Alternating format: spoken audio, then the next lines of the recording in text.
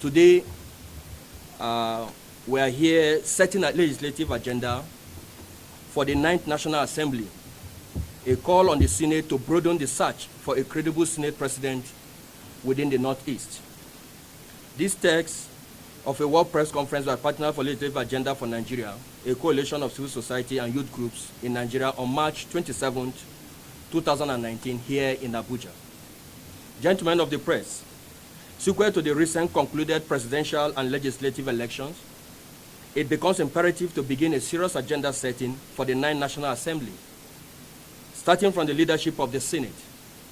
The Senate President is the chairman of the National Assembly and is very critical to the direction the country goes.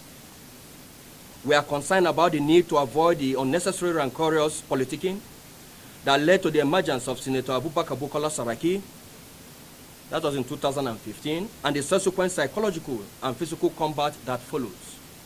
This issue, as we all know, affected governance negatively.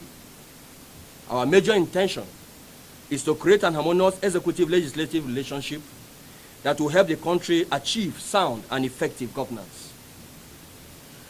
Gentlemen of the press, the history of leadership of the National Assembly needs to be placed in its proper perspective to reduce tension and help the leadership selection process in the 9th National Assembly. That is about setting the record straight. In 1999, when this democracy was baited, the President, General Olusegun Obasanjo, was from the South. The Southwest, to be precise, while the Senate President was in the South, also the Southeast specifically. This was the arrangement for the two-term 8 years of Obasanjo's presidency. Similarly, in 2007, when the late Umaru Musa Yar'Adua from the Northwest became president, the Senate President moved from the South to the North, this time the North Central, and was held by Senator David Mark, who served the longest term as Senate President in Nigeria. Unfortunately, Yar'Adua died and his deputy, Dr. Goodluck Ebele Jonathan, became president. The Senate President was retained in the North Central simply because it was understood that President Jonathan was continuing with President Yar'Adua's tenure. We are also shocked and disturbed that in order to impose a candidate, the name of President Muhammadu Buhari is being dragged into the agenda of a few under the guise of a vague term presidency. It must be clear that President Buhari has not shown any sign of supporting any project that undermines participatory democracy. Just recently, he openly stated that the electorate in states where supplementary elections are held are wiser now and should make their choice.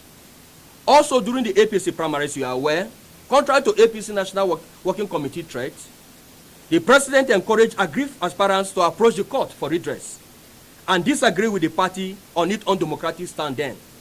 Therefore, the 9th Senate should go ahead and elect for itself a Senate President that will work for it and for Nigerians.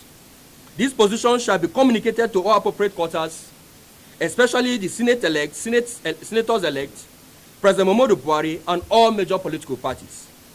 Gentlemen of the press, this conversation will continue exploring issues in the legislative agenda for the 9th National Assembly, like the issue of the speakership, the electoral reform that have become so seriously needed, the petroleum industry bill that is still hanging in the National Assembly, and other important bills that will help strengthen governance in Nigeria. Plans shall be partnering with media and other stakeholders in discussing issues that must deepen our democracy legislatively. Once again, we thank you for coming.